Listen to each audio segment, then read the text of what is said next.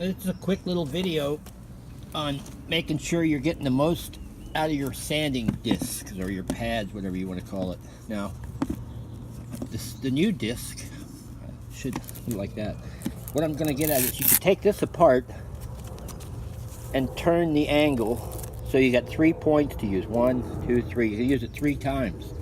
This time, instead of changing the whole thing out, I had one point left on the old one, but the bottom was worn out on that one over there, so that wasn't doing anything anymore. So I just changed. I'm going to get that rest of that tip off there and use that because I have so much of it to do.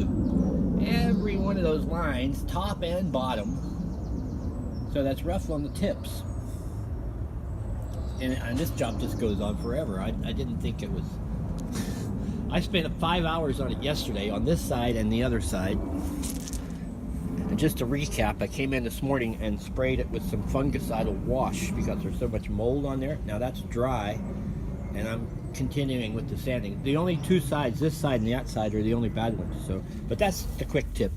Just make sure you're getting the most. You can change the top or the bottom on your sanding pad to get the most out of it.